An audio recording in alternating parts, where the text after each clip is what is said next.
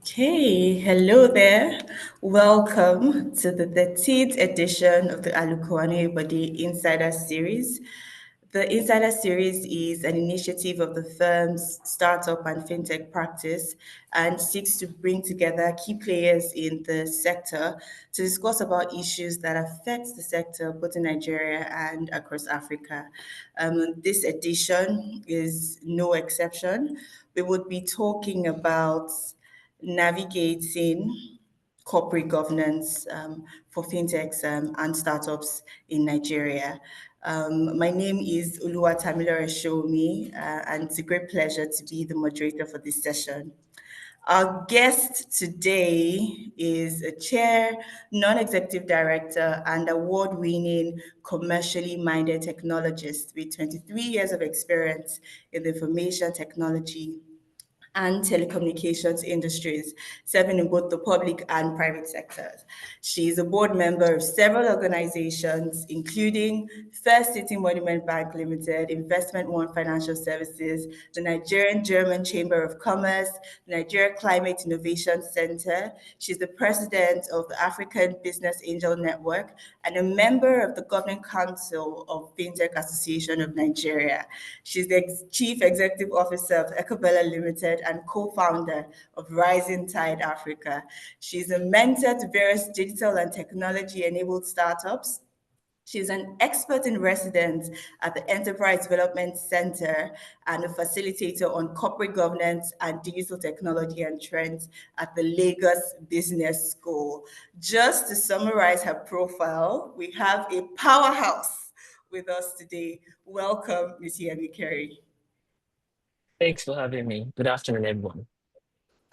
Good afternoon. Thank you for joining us, and we're honored to have you discuss this very pivotal and important topic with us today. So we're going to dive right into the questions and really discuss the topic.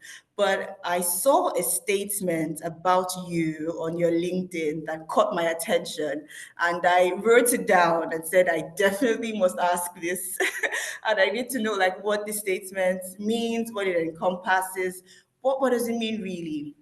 And the statement is seasoned boardroom strategist. What does that mean? That is when you sit in a boardroom and you're able to navigate really seasoned boardroom strategies. The boardroom comes with different dynamics.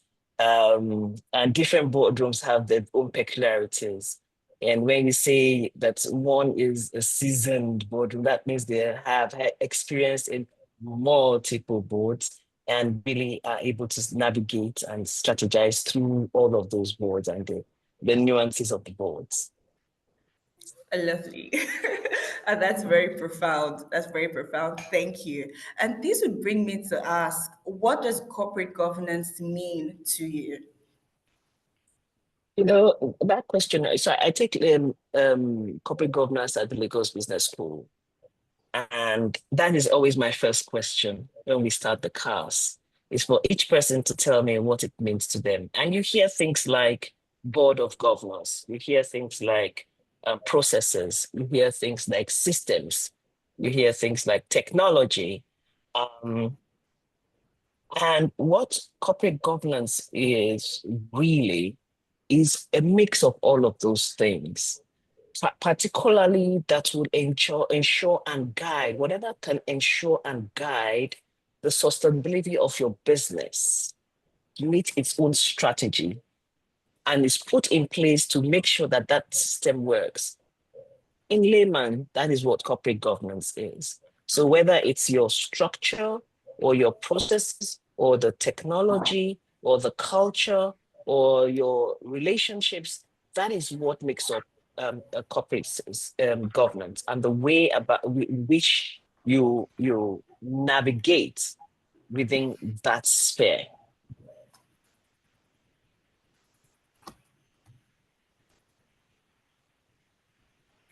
Thank you, and that really it's more of like the rubric that ties all of the effectiveness of the company together. It's the center. So if you ask me, I'd say it's the fundamental principle that ties all of the great and marvelous things that a company does together. It sets the processes for the company, sets the policies, sets the procedures, and it just eventually tries to make a company accountable and transparent. So that's Mhm. a great one on corporate governance. And so the next question would be, so corporate governance is often associated with the large corporations. Why is it also critical for startups and for companies generally that are just starting, out? While corporate governance is, typically is associated with large organizations, startups need it even more. Um, there is fragmented structures, rapid growths, um, exposure to high risks. So that is why it is very critical for startups to, when they often ask, when do we start the issue of corporate governance? I say it's when you start your business, to make it a fundamental part of your culture. And it's very critical, and it's important that is done for startups. It is important because it will build a not you're coming to me as an investor. It will build my trust in your business when I see that you have simple things like the founders agreements between two co-founders, simple things like that, or that you have incorporated your company with the CAC, and the directors that are thereon are indeed the directors that are of this particular company. Things like that will build my trust as an investor. It is also it's critical for startups to avoid, we see a lot of co-founders start a business. They may be friends, they may be colleagues that have worked together before. And what you often find is that they say, okay, let's start this business. Okay, we open a joint account together, or things like that. Or you as um, a technical guy, I don't have money to pay you, so join me as a co-founder. Well said. And they start building this business. But then there's no agreement between them. They don't know what their responsibilities are. And at the point when the tech guy has been called by Amazon to relocate to Canada, he goes with all of the IP, right? And then you find this kind of issues. And then there's conflict. Who owns what?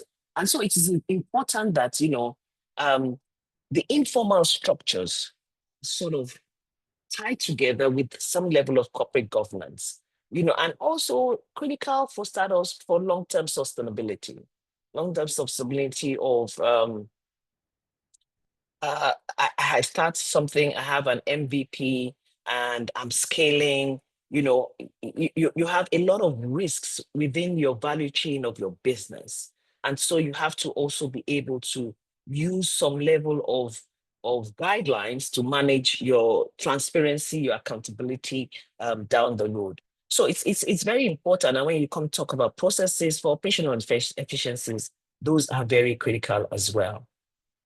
So it's pretty much, to summarize what I'm saying, is to set a good foundation for growth, attract the right investors, build trust with investors or founders, be accountable and transparent to all of your stakeholders, and prepare for your future challenges with managing of your risks. Yes, thank you. That also, because one of the questions I was going to ask, what are the specific things that startups can put in place? And you've very well described all of those things. From the very beginning, have your agreements in place. From the very beginning, have those structures set in place so that as you grow and as you scale, you can be accountable and transparent, and just get things right from the foundation. And that's very, very critical. Okay, so what would you say are the key corporate governance considerations that as you go into setting up your company, as you go into having that startup, what are the key corporate governance considerations that you should have in place? So we've touched on it a little on the specific items that you should put in place, but what would be those considerations that you also look at? So, for instance, with selecting members of your board of directors, for instance, in setting up policies that affect your company, what should be those considerations that we look at? Okay, so I mean, when you're starting off as a startup, the main thing we find really is that the founders, um, the founders really have an idea that they want to bring to life. Simple, right? And and in doing that, they are not considering other things. So they look at product market fit. Um, when you begin to build um, your your your business, you need to first of all look at product market fit, your market. When you're doing that, you're looking at your target audience. In looking at your target audience, you have identified one stakeholder. When you start to have your human resources, or I need an admin person, um, I need a finance person, then you have started employees, right? And so your stakeholders begin to build. Now, those are the main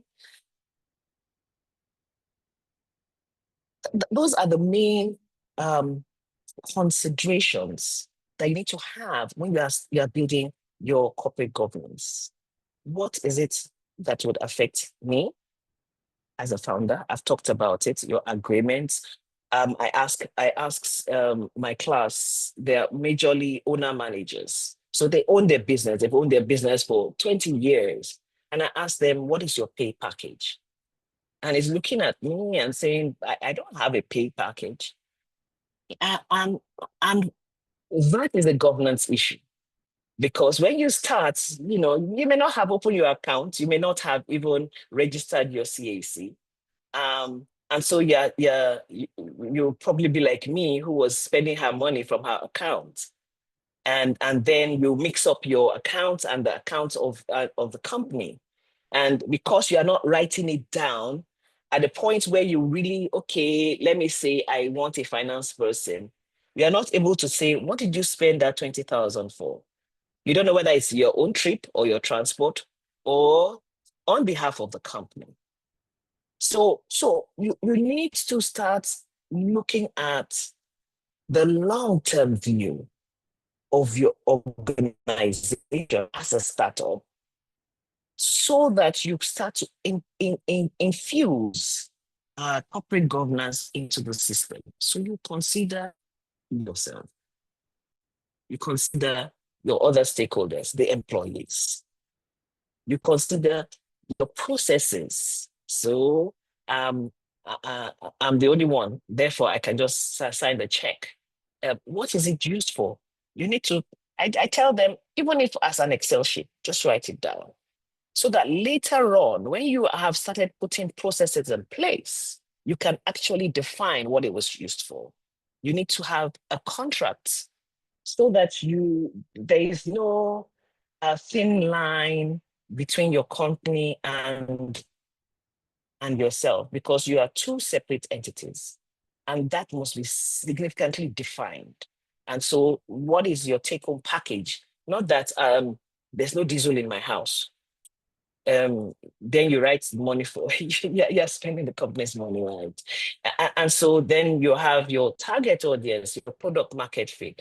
Was the consideration for them? How am I going to look as transparent as possible and get the trust of this organization so that they would buy from me? So your systems, your processes, all of these things are key considerations So one of the elements would then be, in a nutshell, your stakeholders. It's a major.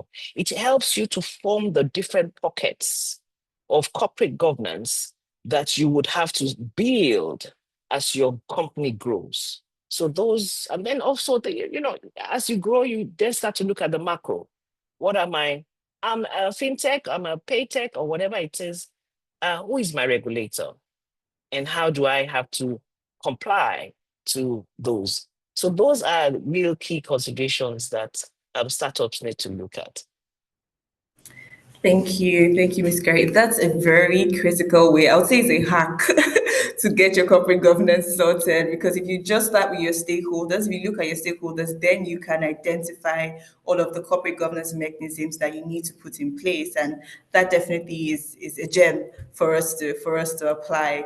And corporate governance is also very important. I mean, the first question we asked about whether corporate governance is just important for bigger companies or can also apply to startups is we've seen that it definitely must also apply to startups, because we've seen so many failures with so many startups that we had so many high hopes and aspirations for, that have led to loss of funds for so many shareholders, for investors, that have affected companies and even the economy of the country. We've seen where a situation that a fraudulent cryptocurrency company that is setting up different investments even affected our Nigerian startups. So it's really a web of is a web that has different effects that's far reaching and can affect so many people and so many of us. So fintechs and startups, all of the different startups from the different sectors, they operate in a highly dynamic environment.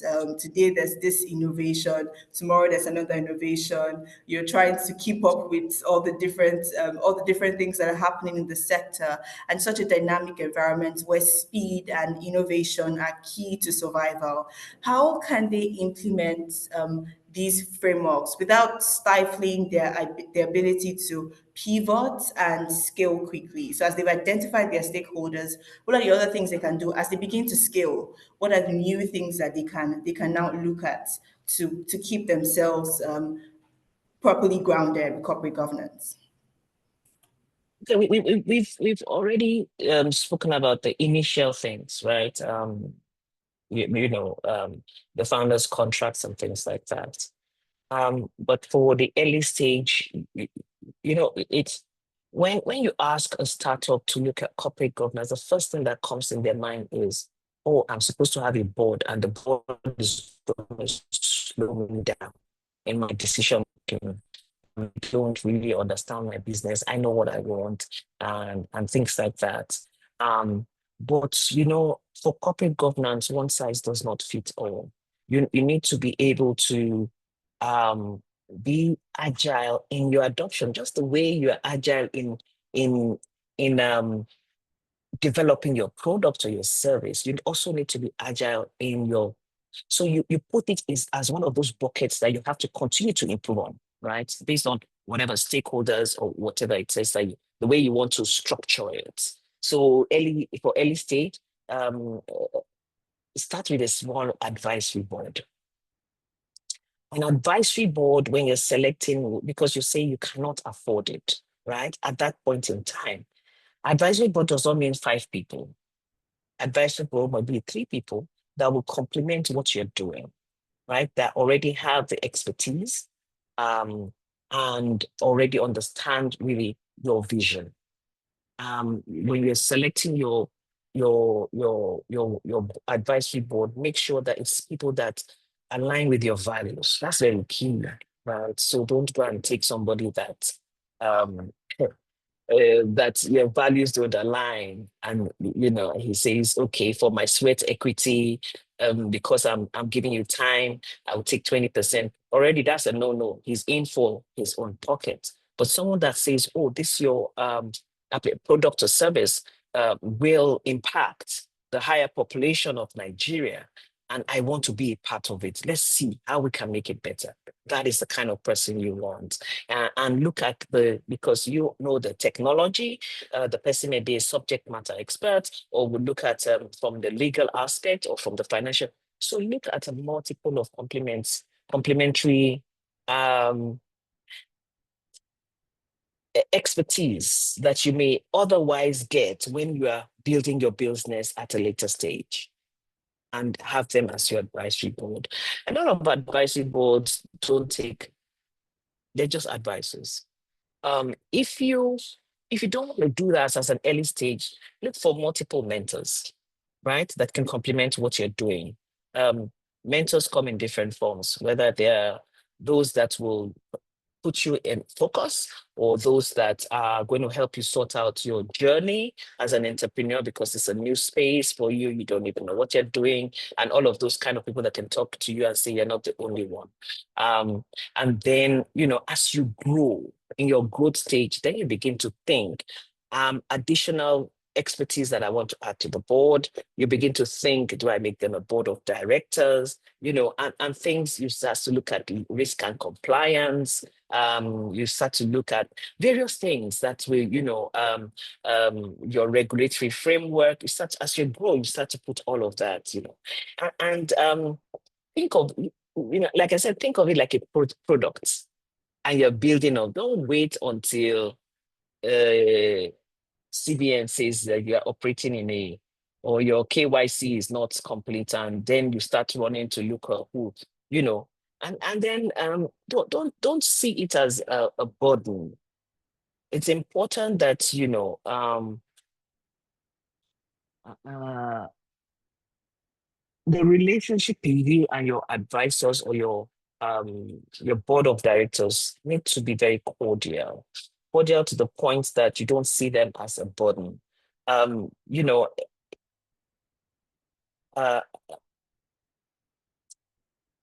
you have to really develop that relationship, right? It's not me versus them, and things like that. So what I'm saying is, like, first of all, you have to be agile about it. Really, that's part of what you're doing, and don't look at it as one size fits all. I have to have the whole complement of. I'll tell you one thing.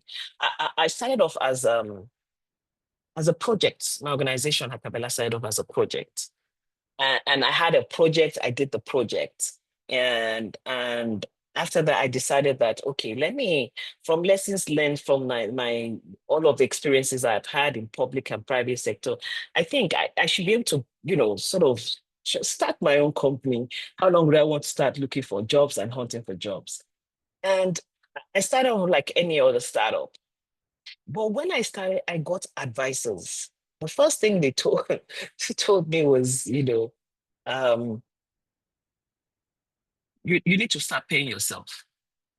And I was pay myself. I mean, even when I do a business and everything, and everything belongs to me, So why should I start paying myself?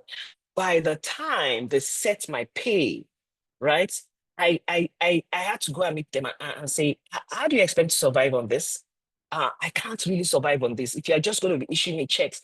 And I'm looking at the money in the account and I'm saying to myself, you mean this is no longer my money, right? Fast forward. The next thing is that tax people come to me and they do an audit of the years past. And then I look at this audit, this tax bill. How am I going to do this? And so I had to get an accountant to start working with them.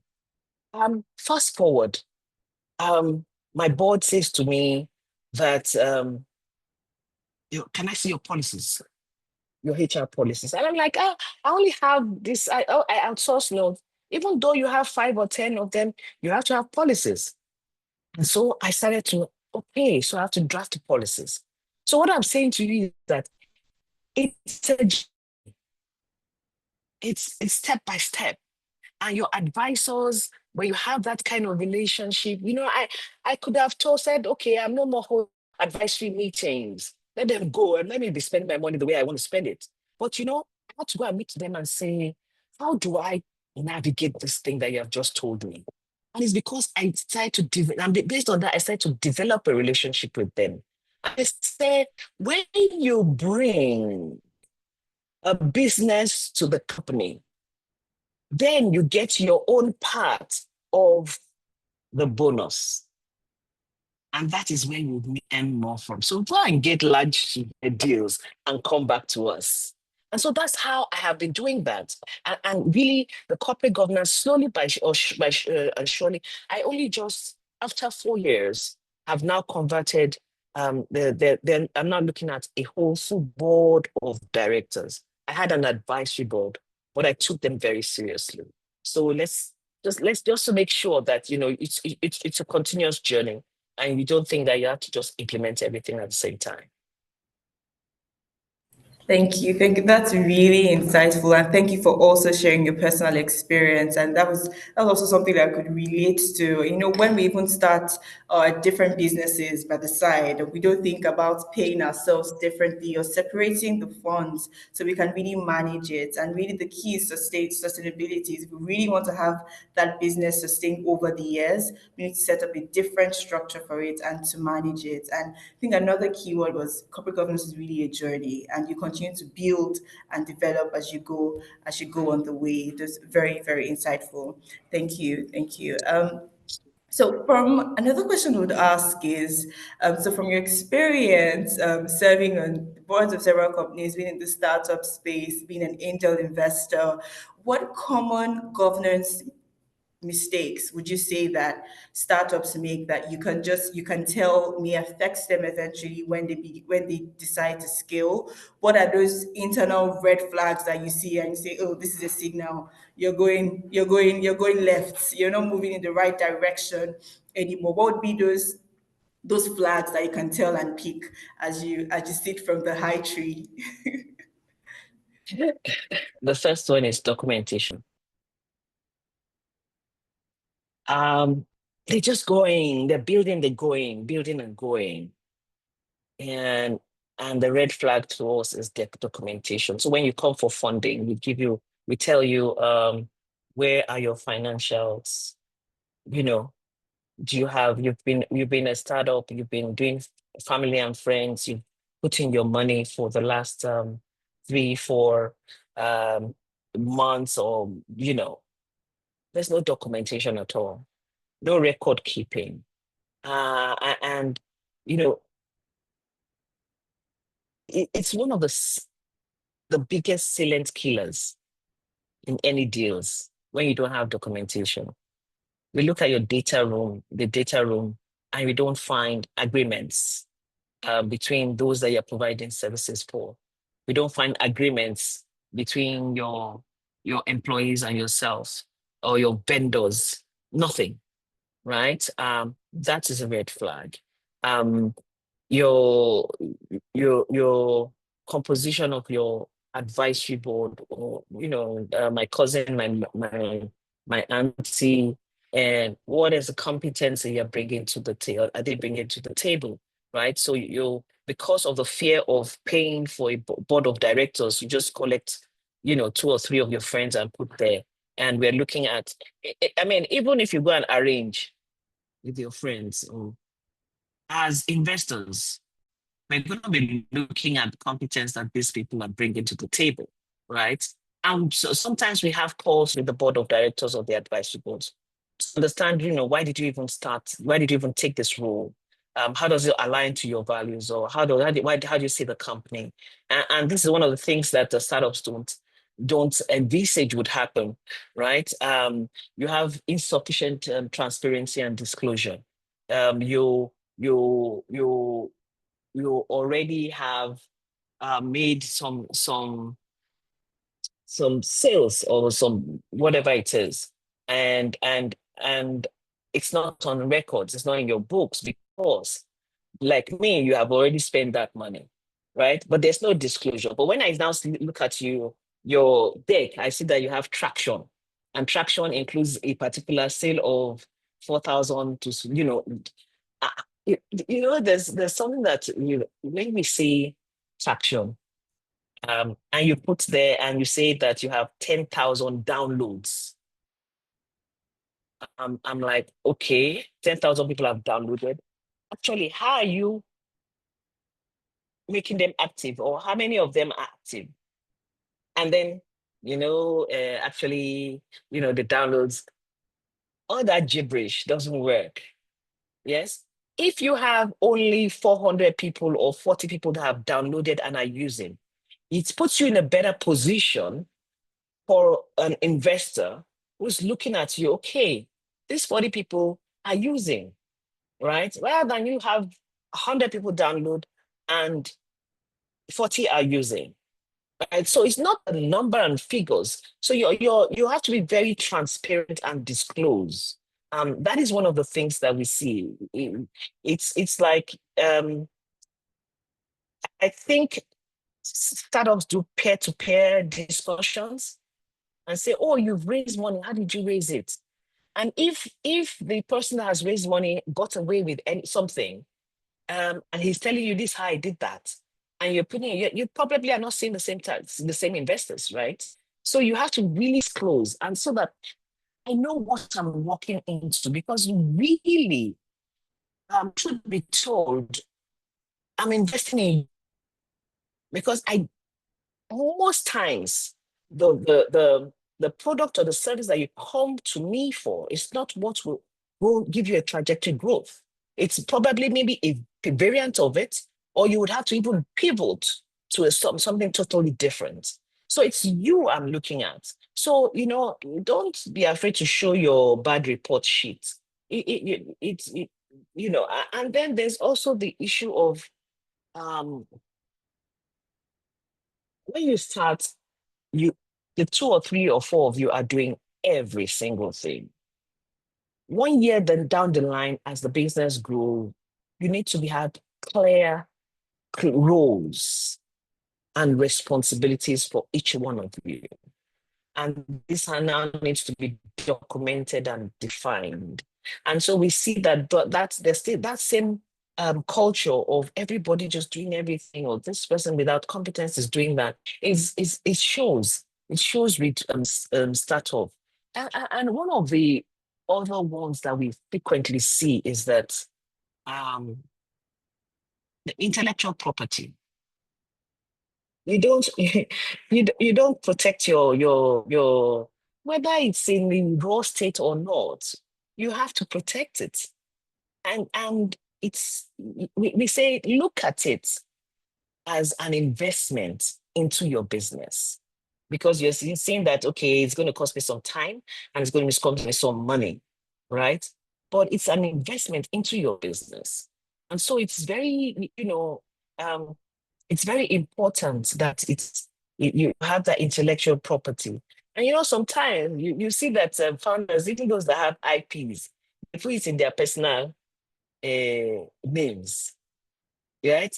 Yeah, and what if you walk away? So if eh, Aboyeji had the IP of Flutterwave or Adela in his personal, and he walks away, that IP still belongs to him and not the company. So it's important that you register it and you register it adequately. One of the one of the other things I would say is that um, you know your tax is very important. Don't wait until they come and do audit for you, like me. And then you start hyperventilating and running around, and then they tell you that I didn't know they were tax lawyers. I didn't know that they were you can even see a tax man. I didn't know that there were people that dealt with taxes, and I didn't have a clue, right? Yeah, I was just going on.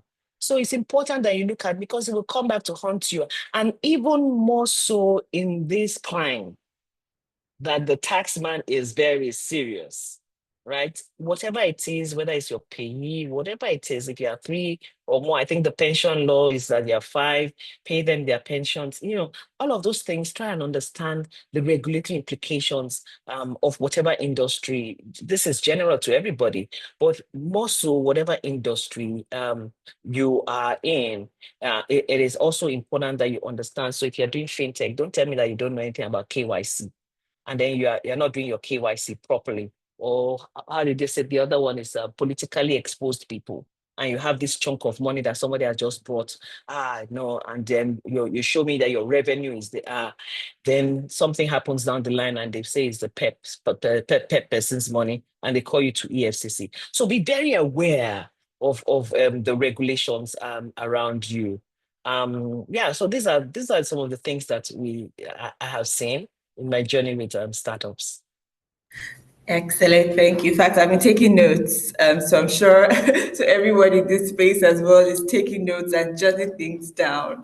So some of the things that you've mentioned: proper documentation, record keeping, looking also at the composition of those that work with you, making sure that they align with your values and the value of your business, looking at competence as well with the team that you bring on board, transparency and disclosure with all of your activities.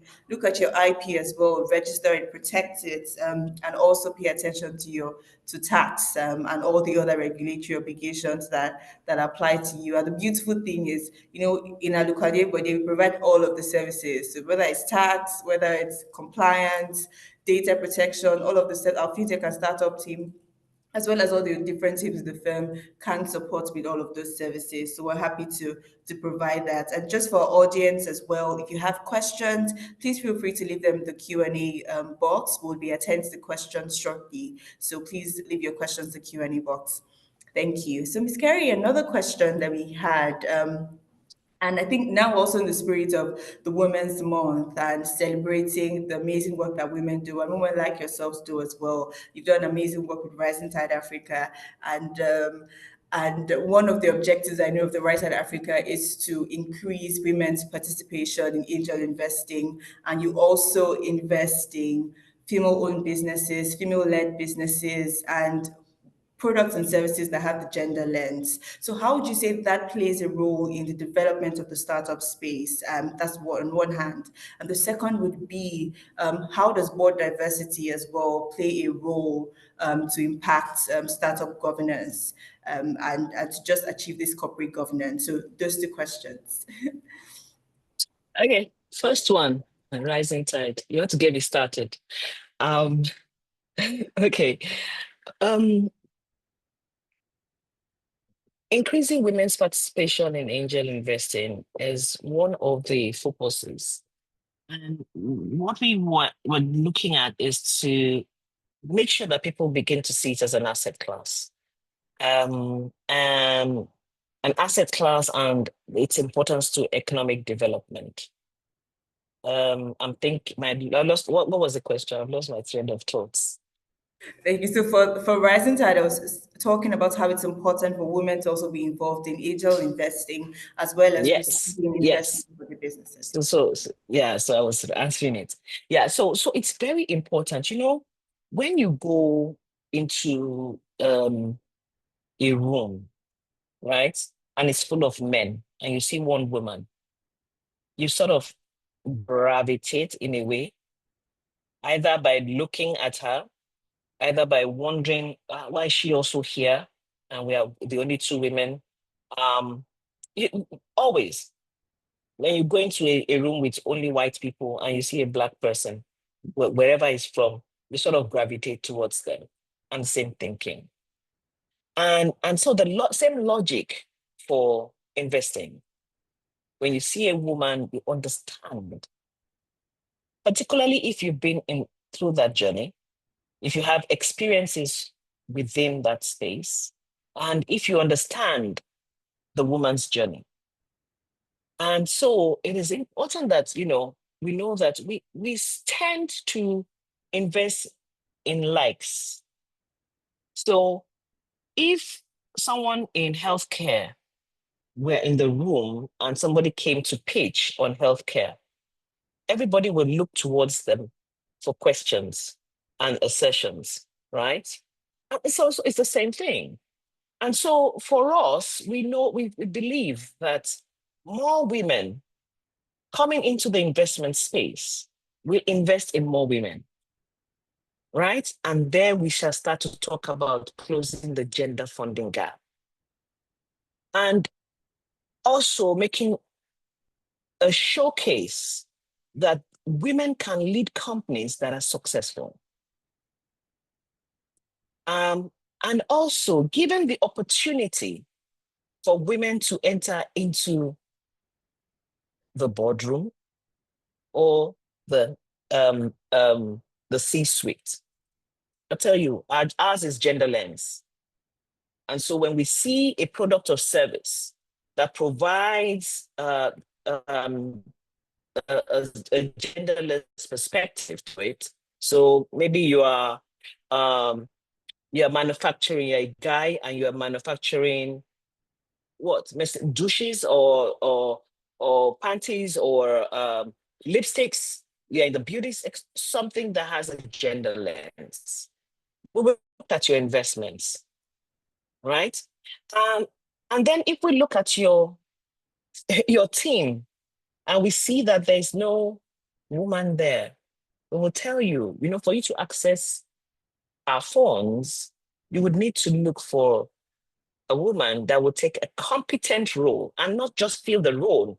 Make sure it is a woman that understands the role that you're about to fill.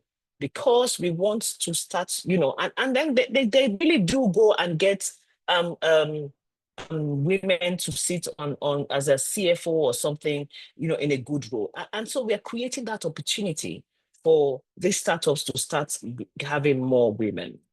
It is also important because at Rising Tide, one of the things that we do is if you lead a deal, you will be on the board.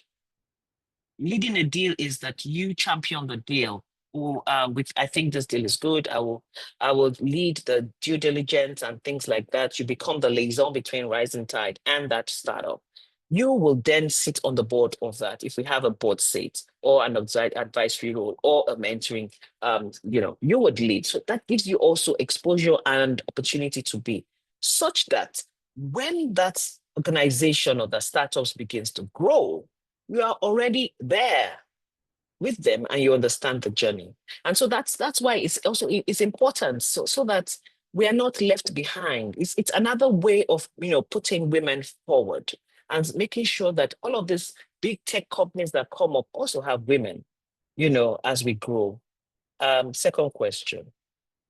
The second question was on the importance of board diversity. Oh, yeah, it is important. I say to my class that when you're looking at the board, it is not only the diversity is not only in terms of inclusion of women. It's not only gender.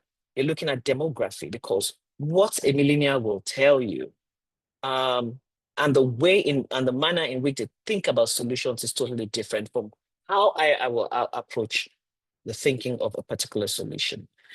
So you need to look at the matrix. You look at demography, you look at gender, you look at sector, you look at competences, industries, what you need on the board, and look at it. I'm on board of Gaia Africa, right?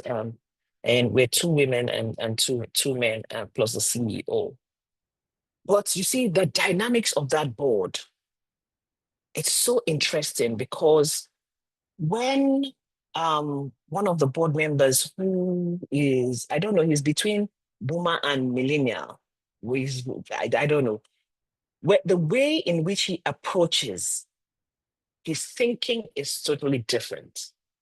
And so that has taught me about diversity, right? It is very important, particular in these times. It's gone are the days when you have to have a finance person, a legal person, subject matter expert on your board. You need to look at growth strategists. You need to start looking at different complements of expertise. If you have one finance person plus your finance person, your accountant, that's fine. But then you need to start thinking about who is a major, whether it's NDG or economics, that understands the macro implications on your business, those kind of things. So diversity is really very important on a board composition. Thank you, and I totally agree. And I think it was also important that you brought up because when people say diversity, most of them just think about male, female. That's really what comes to mind. But demography is also very important, and it made me also think of something I read recently about Kodak and how despite making the research about the next level of digital cameras that would be the next thing, still did not go with that innovation. And probably they had people on the board that were thinking the future and thinking, okay, we're making money now, good, but this 10-year timeline that we have to make things right, we can as well change things and turn things around, probably would still be very relevant in the camera space today. So the next question we have would actually also explore the different innovations or the different sectors, the different trends, the emerging trends that startups should look at for corporate governance now. What may be the future regulatory developments that affects startups now? What should we be looking at? What are the emerging trends? I know this will particularly be great because I know that you're also a member of the Nigeria, you're a board member of the Nigerian Climate Innovation Center. So all of that, would like to hear from the source of what the future looks like. Um, the key buzzwords, emerging technologies, climate, ESG, you know, those are emerging trends right now.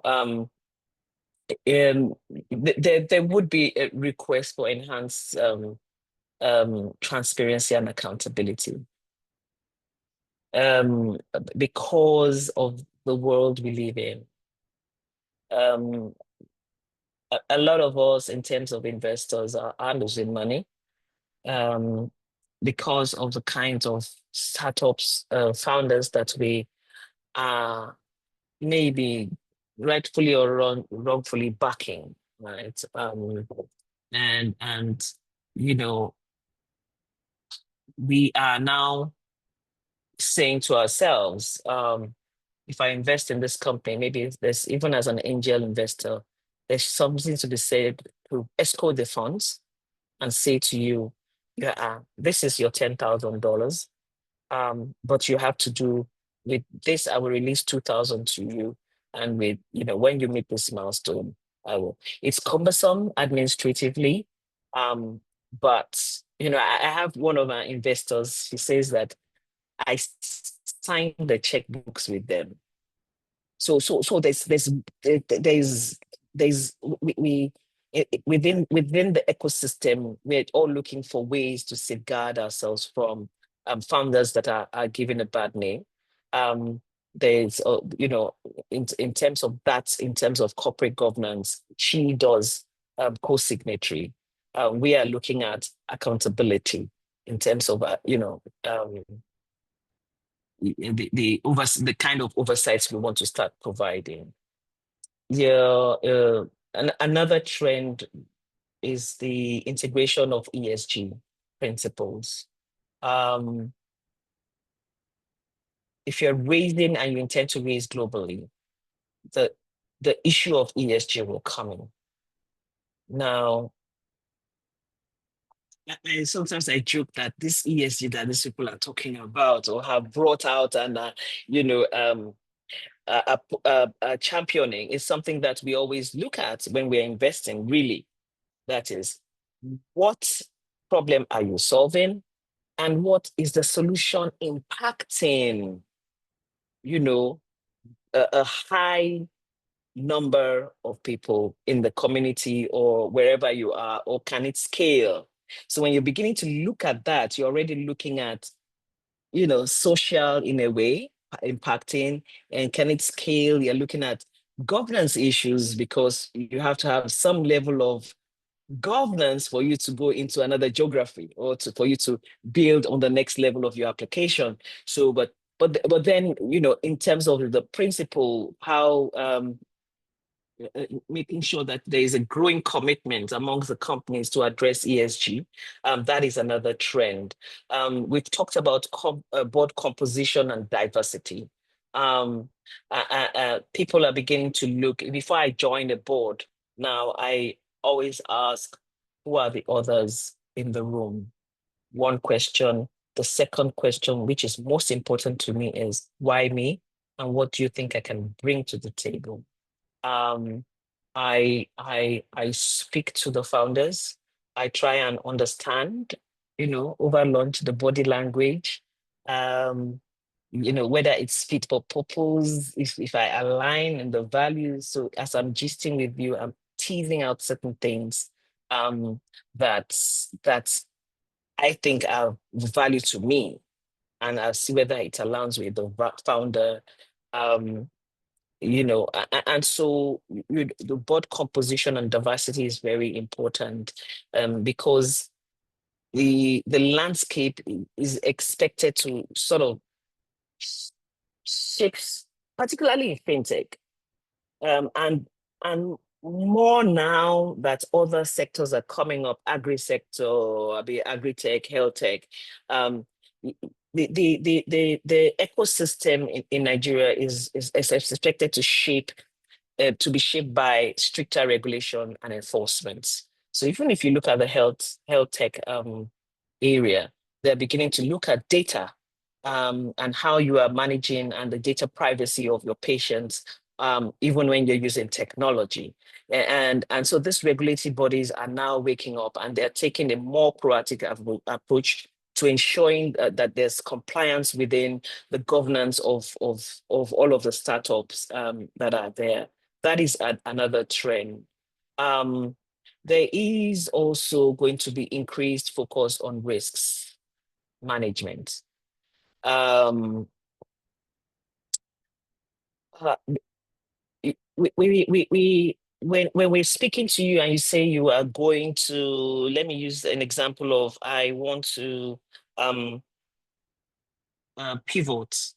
What are the risks that we're seeing there? Or I want to expand into Kenya. Right? You have a lot of startups that say, our next growth path strategy is to expand into Ghana, or to have this. You begin to look at the risks. You're doing okay now. If you go into Kenya, what's the culture? What's the regulatory landscape? What's the jurisdiction all about? Do you understand, the agencies you'll be talking to? Do you understand the people and their culture? The fact that it works in Nigeria does not mean it will work in other jurisdictions. And so, it's important that you begin to look at the risks. If you want to have a version 2 of the product, what are the risks and how are you going to mitigate it? So the element of risks is going to be is going to be a major trend for startups. I mean, when there was this Max, was it Max NG?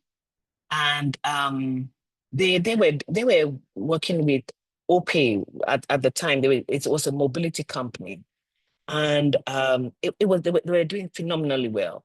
And then I think it was Lagos State brought out a policy that restricted from certain areas or something, and it just wiped out the revenues of MaxNG. OPay was able to pivot, right, and take other jurisdictions. But if there were scenarios that you had planned that looked at the different policies within the regulator or what might happen, perhaps they wouldn't have, taken that big of a hit. And so those are the kind of things that I think are trends that that you have to look at in terms of corporate governance. Thank you. Excellent. And we've covered different aspects from regulatory compliance to transparency and disclosures and accountability. I think there was a time that we're saying it seems like we're now in the funding winter and there's no money just falling down from the trees, and you really have to show yourself approved to get this funding and support from investors, and it is really critical for the sector to grow. So we're rounding up now. This has been such And a maybe one more thing that has come to mind, and we're all living in it now, is that you must know that AI and AI algorithms are going to affect your business, and it's critical that you begin to look at it. When you're if even they're already using AI for credit scoring. They're using AI for onboarding, the KYC, and so you need to look at the governance of AI within your structure. Larger companies are beginning to have AI board committees. So that's how important it is. So I just thought maybe I shouldn't leave that out, because it's really not a future trend, is a now trend. Yes, it is indeed, and thank you for flagging that as well. It is a now trend. It is. So we'll take one of the quick questions from the audience. So someone says, how important is it for fintechs and startups to have a board of directors or advisory board early on? I think we've touched on it. So we can move to another Yeah, question. What are the it's most? Okay, mm, you can go go on. ahead. Now, I just wanted to, for their own benefit, I just wanted to reemphasize that it is important from the onset. If you cannot afford a board of directors ab initio, you have 2, 3 mentors that will guide you, and then have it's important to have your advisory boards. And one of the key things I said is somebody that aligns with your vision and your values. It's very important that you have that type of person, on your board. Thank you. And another question is, what are the most significant governance-related risks facing startups in Nigeria? Um, Government significant what? Governance-related governance-related risks facing startups in Nigeria. Where you have a board of directors that do not have your interests at hand. That is the first thing. Um, that that do not you don't have board meetings, right? You just have them on your deck. That is a major risk, right? And their board of directors, anything that happens to your companies, they are held responsible. The second thing is, in terms of governance, is your culture. The culture within your organization is very critical that you set your governance standards earlier on, so that you do not get into a position where you will have to start hemorrhaging when issues of your governance come up. So your processes, your transparency and disclosure, your record keeping. It's important that you put systems in place. Those are the kind of risks that you will face.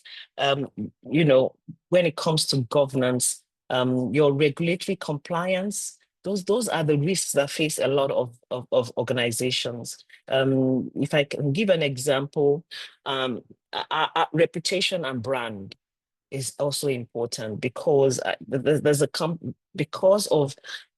an e-commerce company that I invested in, and are having issues. They're doing phenomenally well, but the switch companies are onboarding them because of the amount of transactions they're having on their platform, and that is because of fraud reputation from Nigeria, right?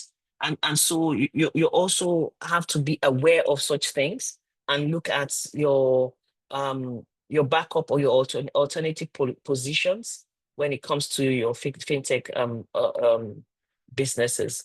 So top of mind, those are the kind of risks, and don't start building something that AI is already doing. Okay, maybe they can create the AI that does that. So we need to know which. Exactly. Okay, so this has been such an amazing conversation, but we have a few questions we'll just be rounding up with. So one of the questions that we have as well is, so internal conflicts between founders, investors, and board members can often cripple startups. So what practical steps can startups take to manage incidences like that, and treat it amicably as much as possible? It's something that's occurred to me now. We're presently looking at we have a portfolio that the founder has taken certain decisions without recourse to um recourse to the investors, and we are in a bit of a tiff because of that. Um, um, the you know when you have a conflict, first of all, founder to management, founder to team, you have your board or advisory board that you can run to, or you have a mentor that you can sound, right? Certain decisions don't take alone, particularly if it will affect your business. Um, amicable resolutions are your first step. Always put in focus that your business is the first, and how do you sort of sort the business out, even within this conflict. And so it is important that you understand that.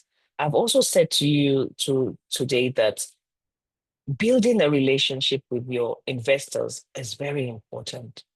Um, um, Even if you do not agree with everything that the investors are saying, because they've given you the money does not mean that, you know, um, you should take the money and walk away. Try and find a way. They invested in you for a reason, right?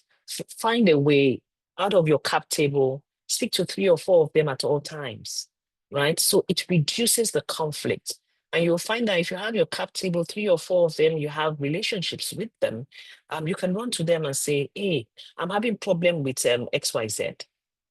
Help me talk to him or her, right? Conflict is always about, before it starts to become messy, it's always about resolutions. I don't know, you are the lawyers, so it's always, I think from my own layman's, there's nobody you can't talk to or find within the 7 degrees of network who can talk to that person. Otherwise, your business will be crippled. The other thing is that when you're looking at investors, please, let investors that come to you have the best interest of your business. Don't take money from just anybody. It will always cause you a heartache at the end of the day. Down the line, you start having investors agitation, and it's not always good for the company. So that would be my 2 cents. Thank you. And there's a bonus question. I'll say it's a bonus question. So, what key lessons can new founders learn from the successes or failures of established startups in Nigeria? So, what would be those lessons? Like, so you take this away, or this is something you shouldn't do as we close off.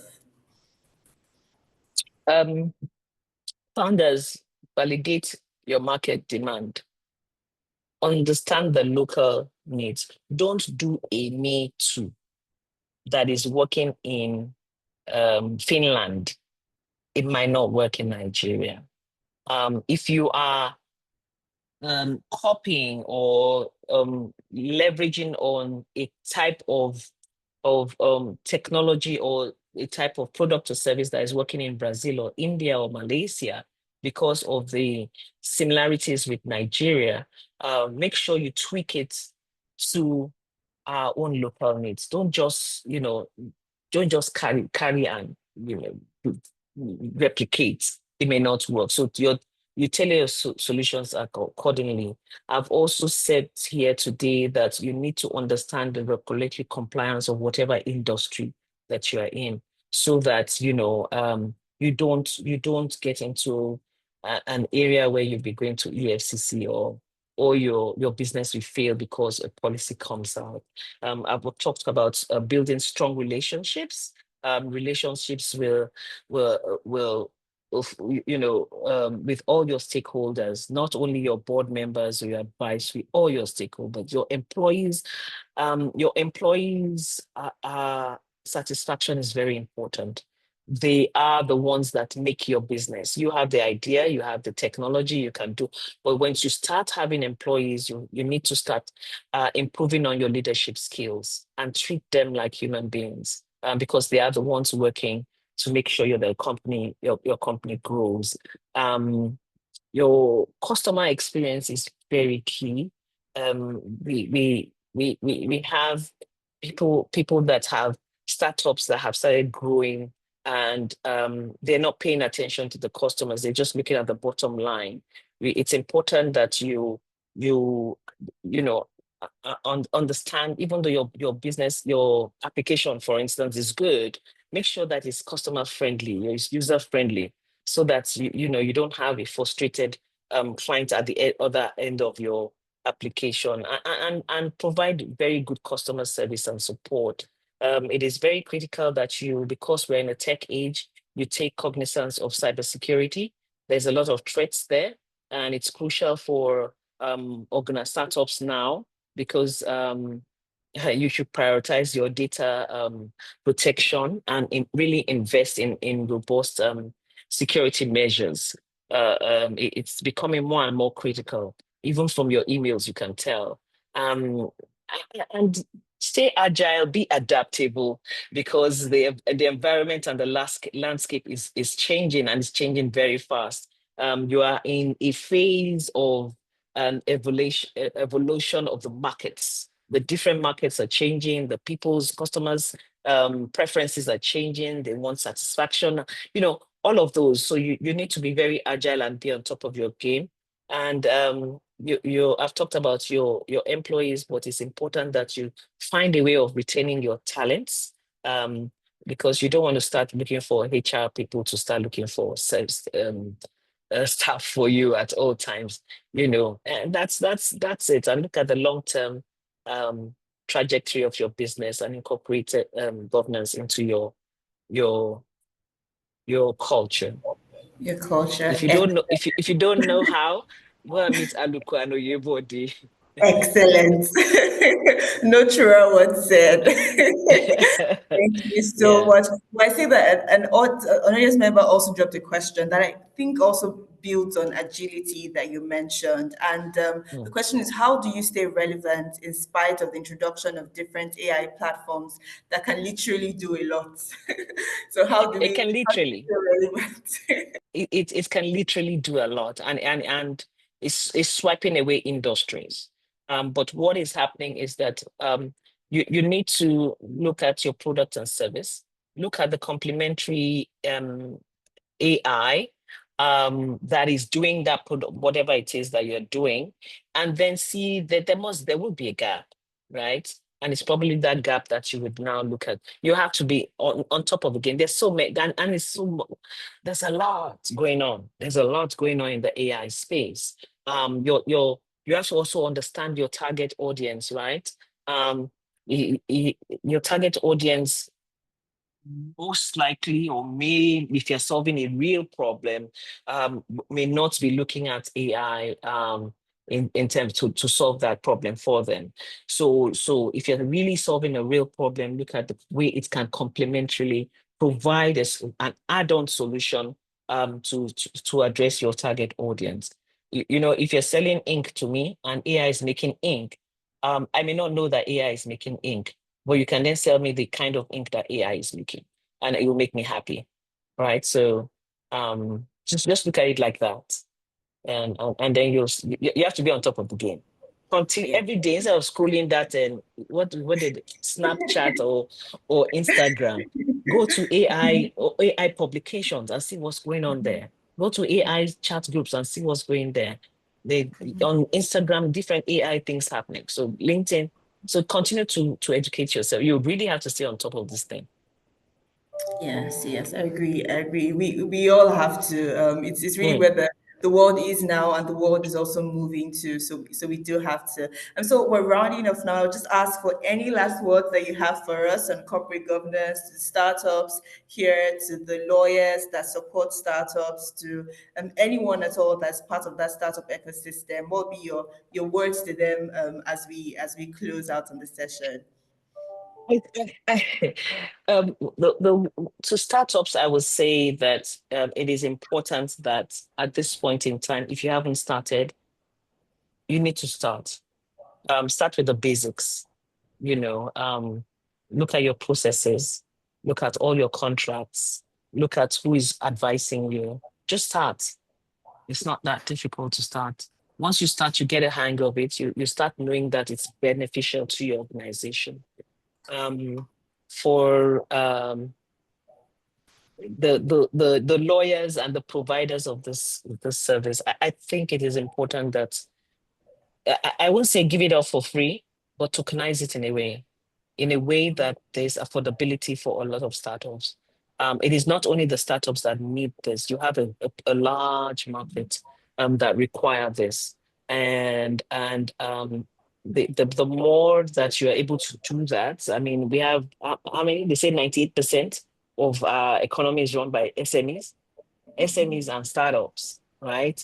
And so you have a pool, and the more you make it a commodity, the better for all of us. That would be my parting my parting words. Thank you so much. We're grateful. I think I would also chip in this statement from Albert Einstein that I also copied from one of your presentations, and it's Life life is chose you a curveball. Yeah. yeah, and life is not even so. The life is like riding a bicycle. To That's keep right. your balance, you must keep moving. You must keep moving. You You must must keep keep moving. Let's keep moving. Yeah. So thank you very much, Ms. Yemi Keri, for joining us and for such an insightful, impactful, and interesting session. And a big thank you to our audience for dropping the questions, for being with us. Like up till this moment, we still have the same number of audience with us. Thank you for paying rapt attention, and we definitely know that this session would have been an impactful one. Do enjoy the rest of your day. We look forward to also having you with us at the next edition, the 14th edition. Enjoy the rest of your day. Thank you. Goodbye. Thank you so much. Bye.